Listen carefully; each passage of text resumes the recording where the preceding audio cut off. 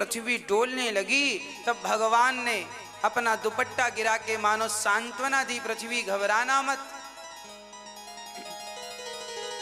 सुदामा कन्हैया से कहते हैं, कन्हैया क्या कोई इतनी देर लगाता है आने में? कन्हैया ने कहा, सुदामा देर मैंने नहीं लगाई, मित्र देर तो तुमने लगा दी। कब से खड़ा था तुम्हारे द्वार पर, तुम थे कि कब से तुम्हारा मैं इंतजार कर रहा था मित्र सुदामा, तुम आए नहीं। चलो अब हम तुम्हारी सेवा करेंगे अपने आसन पर। सुदामा जी बोले, मित्र आज्ञा दो, अब मैं वापस जाऊंगा। भगवान ने कहा, क्यों? अभी तो हम बहुत कुछ तुम्हें देना चाहते हैं। सुदामा ने कहा, सब दे दिया, बचा ही क्या? भगवान ने कहा, क्या दिया? सुदामा ने कहा, सारी दुनिया के सामने आपने मुझे अपने गले से लगाकर जो मेरा कहा, जाओ जरा जल लेकर आओ, मैं मित्र के चरण धोऊंगा। और चरण धोने लगे भगवान, तो पानी से नहीं, नेत्रों के जल से। देखे सुदामा की दीन दशा, करुणा करके करुणा निधि रोए, पानी की संपदा दे दी। विश्वकर्मा को भेजकर सुदामा जी की नगरी सुसज्जित कर दी। सुदामा जी जब गए, मित्र आज्ञा तो बहुत दिन रुके, वार्ता हुई, हंसना बोलना सब हुआ। अब सुदामा जी आज्ञा लेते हैं, लेकर जाते हैं। जब पहुंचे तो सुदामा जी का पूरा नगर सोने का बन चुका था। तुझे देते नहीं देखा, पर झोलियां भरी देखी। भगवान ही ऐसे हैं जो इतना सा लेकर इतना सारा दे सकते हैं। भक्तों, उसके बाद भगवान कुरुक्षेत्र गए हैं, जहां भगवान अपनी गोपियों से 100 वर्षों के बाद भेंट करते हैं। माँ यशोदा से, नंद बाबा से, ग्वाल वालों से और गोपियों से। राधा रानी ने तो अब कृष्ण को द्वारिकाधीश कहकर संबोधित किया है। कहो द्वारिकाधीश कैसे हो? कन्हैया बोले, राधा कम से कम तुम तो ताने मत मारो। तब कहा राधा रानी ने, कन्हैया याद रखना, आने वाला युग, आने वाले लोग आपको द्वारिकाधीश के नाम से नहीं, भले तुम द्वारिका के राजा हो, पर लोग तुम्हें माखन चोर के नाम से ज्यादा जानेंगे और पहचानेंगे। तुमने विवाह भले 16,108 कर लिए हैं, पर तुम्हारी पहचान रुक्मणी के संग नहीं, तुम्हारी तो पहचान युगों युगों तक इस राधा के संग रहेगी। क्योंकि राधा प्रेम की प्रतिमूर्ति है। श्याम सुंदर सुनते रहे, कुछ जवाब ना दे सके, छोड़कर चले गए थे। कहा, कन्हैया द्वारिकाधीश छोड़कर चले गए। कन्हैया ने कहा, राधा मजबूरी थी, जाना था, इसलिए मुझे लीला करनी पड़ी। आज श्री राधा रानी और कृष्ण की जब भेंट हुई, तब भगवान की पत्नियों में रुक्मणी अम्बा जो थी ना, ये राधा रानी के बारे में जब सुनती थी तो विश्वास नहीं होता था कि कोई इतना प्रेम कैसे कर सकता है। रुक्मणी भी कृष्ण से प्रेम करती थी, पर जितना प्रेम रुक्मणी करती थी कृष्ण से, उससे करोड़ों गुना ज्यादा प्रेम श्री राधा रानी करती थी कृष्ण से। राधा रानी ने इतना प्रेम किया, एक बार रुक्मणी ने परीक्षा ली। रुक्मणी माँ ने गरम उबलता दूध श्री राधा रानी को पिला दिया। राधा रानी ने पी लिया, ये कहकर दिया कि ये कृष्ण ने भेजा है। वो पी लिया, और जब दूध पिया, शाम को रात्रि को जब कृष्ण के चरण मां रुक्मणी दबा रही थी, तो उनके पांव में छाले पड़ गए। भगवान को देखा, रुक्मणी जी ने आपके पांव में छाले कैसे? क्या करूं रुक्मणी, मैं तो राधा रानी के भीतर रहता हूँ, मेरे चरणों का तो वही चिंतन करती हैं, मेरे चरण तो उसके भीतर हैं। आज गर्म दूध उसके भीतर गया तो मेरे चरण उसके भीतर थे, तो चरणों में चोट लग गई। राधा रानी को तो कुछ नहीं हुआ। कहने का अर्थ ये है कि राधा रानी यदि रोती हैं तो आंसू कृष्ण की आंखों से निकलते हैं, और कृष्ण रोते हैं तो आंसू राधा रानी की आंखों से निकलते हैं। बस ये समझिएगा, ऐसा प्रेम है। रुक्मणी ने साष्टांग प्रणाम किया श्री राधा रानी को। प्रेम की प्रतिमूर्ति है, भगवान की शक्ति है ये राधा रानी, भगवान की शक्ति है, भगवान की प्रकृति है श्री राधा रानी, जगत का आधार है श्री राधा रानी। इसलिए आज राधा रानी ने कहा, कृष्ण भगवान द्वारिका के राजा बने जरूर हैं, पर भगवान का प्रचार द्वारिकाधीश के नाम से ज्यादा नहीं है। भगवान का प्रचार तो माखन चोर के नाम से ज्यादा है, वृंदावन धाम के नाम से ज्यादा प्रचार है। लोग द्वारिकाधीश उस राजा को पसंद नहीं करते जो द्वारिका का राजा है। भगवान तो श्री कृष्ण की वो कथाएं सुनना चाहते हैं जब भगवान गोपियों के संग थे और ग्वाल वालों के संग थे। कभी मक्खन चुरा के खाते हैं, कभी ग्वाल वालों के ऊपर खुद बैठ जाते हैं, तो कभी उन्हें घोड़ा बन करके अपने ऊपर बिठा लेते हैं, धूल पर बालू पर लेटते हैं, लपेटते हैं। उस कृष्ण का ज्यादा महत्व है जो वृंदावन में थे।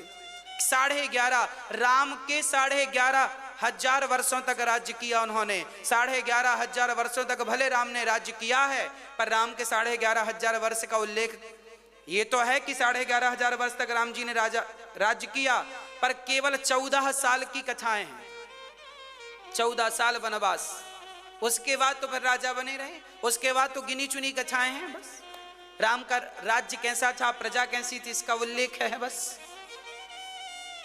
14 साल वो समय जब राम भक्तों के बीच में थे, उस पल को आज तक हम याद करते हैं। और भगवान श्री कृष्ण का वो 11.5 वर्ष, राम के 14 साल और कृष्ण के 11.5 साल जो ब्रज में गुजारे हैं, बस वही भगवान कृष्ण की कथा है, वही लीला है।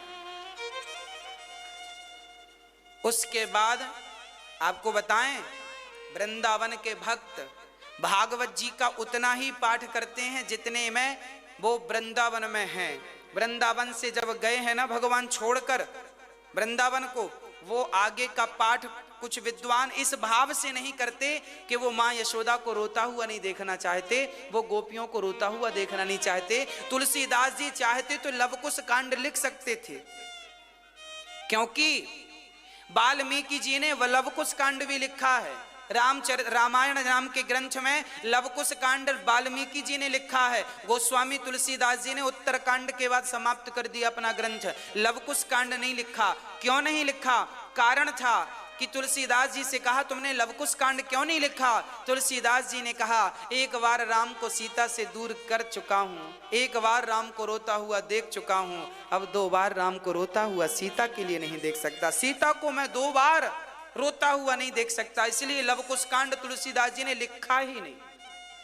वो अपने इष्ट को रोता हुआ नहीं देखना चाहते, प्रेम की अधिकता है। ऐसे कुछ भक्त कृष्ण को वृंदावन से जाता हुआ देखना नहीं चाहते, इसलिए राधा रानी कह रही हैं कि तुम्हें द्वारिकाधीश के नाम से नहीं, तुम्हें तो वृंदावन बिहारी लाल के नाम से लोग जानेंगे। राधा रमण के नाम से जाना जाएगा। राधा रमण, राधा दामोदर, राधा रमण। प्रिय भक्तों, राधा रानी के संग भगवान समय व्यतीत किए और भगवान की संपूर्ण बाल चरित्र, बाल लीलाएं माँ रोहिणी ने भगवान की 16,108 पत्नियों को सुनाया। और बलराम जी कृष्ण और सुभद्रा को द्वार पर खड़ा कर दिया, कोई अंदर ना आए। और रुक्मणी माँ यशोदा से कहा गया, आप सुनाइए भगवान कृष्ण की बाल लीलाएं, कैसे वो मक्खन चुराए, मटकी तोड़े, मक्खन खाए और कैसे मुंह खोल के सृष्टि दिखाई। माँ यशोदा बोली, मैं सब बता सकती हूँ, पर कृष्ण छोड़ कर गया है, वो वर्णन मुझसे नहीं होगा। तब रोहिणी माँ ने कृष्ण की संपूर्ण बाल लीलाएं सुनाई भगवान कृष्ण की पत्नियों को। आज भगवत तत्व का बोध भगवान की पत्नियों को मां रोहिणी ने कराया है। और जब वो कथा सुना रहे थे ना, तो अंदर से आंसू इतने निकले बाहर मानो कोई नदी बह गई हो। और भगवान तब तक आए, सुभद्रा ने रोका, अंदर नहीं जाना, कथा चल रही है। सोचो कथा में, चलती कथा में भगवान भी आ जाए तो भगवान को भी प्रवेश नहीं है, कहीं व्यवधान ना उत्पन्न हो जाए। सुभद्रा जी ने भगवान कृष्ण बलदाऊ को रोक दिया, खड़े रहो यहाँ। भगवान ने खड़े होकर सुना, तो जो आवाज आ रही थी उस कथा को सुना बाहर से। उस प्रेम भरी कथा को जब कन्हैया ने, रुक्मणी, सुभद्रा ने और बलदाऊ भैया ने सुना, तो भगवान का शरीर पिघल गया, आंख पिघल गई, नाक पिघल गए, हाथ पिघल गए, पांव अधिक प्रेम से। भागवत जी में लिखा है जब भगवान बांसुरी बजाए ना तो पत्थर भी पिघल गए। अरे जिसकी बांसुरी सुनकर पत्थर पिघल सकते हैं, उस कृष्ण की कथा सुनकर स्वयं कृष्ण पिघल गए। इसमें आश्चर्य क्या है? भगवान पिघल गए। और जब मां रोहिणी बाहर आई, कथा पूरी हुई तो भगवान पिघल चुके थे। हाहाकार मच गया। कृष्ण को क्या हुआ? मां रोहिणी बोली बेटा क्या हुआ? यशोदा बोली क्या हुआ? कन्हैया बोले मुझे अब ऐसी रहने दो, मैं ऐसे मैं प्रेम का प्रतीक बन करके कलयुग के लोगों को दर्शन इसी भाव से दूंगा। आज भगवान का वही पिघला बलदाऊ भैया, कन्हैया जी और सुभद्रा का पिघला हुआ वह शरीर आज ही जगन्नाथ भगवान के रूप से जाना जाता है। हाथ नहीं, पांव नहीं, आंख नहीं, बिनु पग चुलहि सुनहि बिनु काना, कर बिनु कर्म करहि विधि नाना। आज जगन्नाथ जी भगवान के हाथ नहीं है ना, पांव भी नहीं है, आंख भी नहीं है, नाक भी नहीं है, सब पिघल गया। प्रेम की प्रतिमूर्ति श्री जगन्नाथ भगवान। जगन्नाथ भगवान निराकार रूप में बैठे हैं, कोई आकार नहीं है उनका, हाथ पांव नहीं उनके, बैठे हैं। वह भगवान जगन्नाथ जी हाथ पसारे खड़े हैं कि देखो गोपियों ने मेरे लिए रोया है, गोपियों ने मेरे लिए आंसू बहाया है, तो मैं भी गोपियों के लिए आंसू बहा रहा हूं। मैं भी गोपियों के लिए आंसू बहाऊंगा। और आज भी भगवान उस प्रेम की प्रतिमूर्ति बनकर खड़े हैं। आज भी भगवान का वो प्रेम का दर्शन हम लोग करते हैं। बोलिए जगन्नाथ भगवान की। भगवान ने उसके बाद मां देवकी के पुत्रों को, 6 पुत्रों को लौटाया है।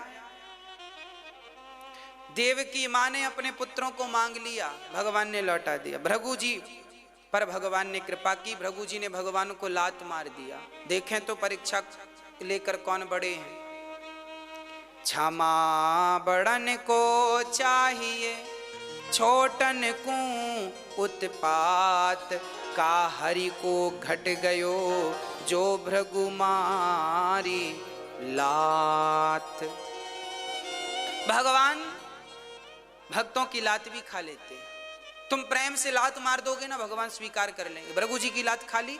आज भी लड्डू गोपाल जी आप खरीदते हैं ना, तो उनकी छाती में आज भी पांव के निशान होते हैं। आप लड्डू गोपाल जी को ध्यान से देखना, भगवान के विग्रह को, निशान चरण के वो भृगु जी के चरणों के निशान है।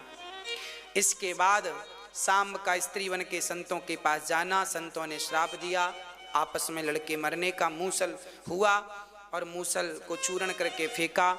नव योगेश्वरों का संवाद, बड़ा अद्भुत, बड़ी दिव्य चर्चा, कितना बढ़िया उद्बोधन, दिव्य ज्ञान श्री नव योगेश्वरों ने दिया है। उसके पश्चात दत्तात्रेय जी के 24 गुरु, जहां से सीख मिले वहां सीख लो, गुरु बना लो।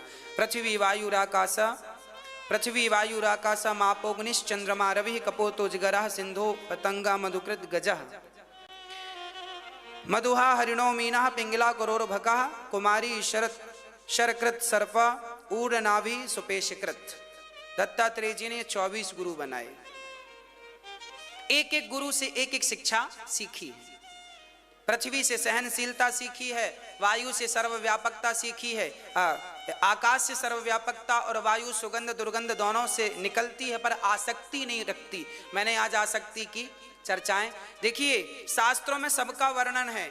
हमने आपको इनके पहले ही इन विषयों का विस्तृत वर्णन कर दिया है, अब आपको केवल याद दिला रहे हैं। उसके बाद प्रभास क्षेत्र में सारे यादव गए, आपस में लड़के समाप्त हो गए हैं। वारुणी पीली सबने और आपस में ही लड़के समाप्त हो गए। भगवान ने देखा मेरा समय पूरा हो गया, 125 वर्ष की लीला पूरी हो गई। भगवान जाने लगे, आपस में सारे यादव लड़के समाप्त हो गए। भगवान ने अपने परिकर को परम धाम भेजा, जो कि दिव्य परिकर था, भगवान से ही उत्पन्न हुआ था।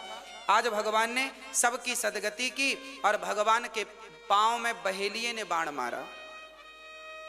राधा रानी, पिताजी, नंद बाबा सब परम धाम को चले गए, गोलोक धाम, और भगवान के चरणों में बहेलिये ने बाण मारा। बहेलिया रोने लगा, प्रभु गलती हो गई। भगवान ने बोला तू मुझे क्या मारेगा, मैं तो लीला मात्र कर रहा था। तूने बाण क्यों मारा पता है? भगवान ने बहेलिये से बाण क्यों मरवाया अपने चरणों में?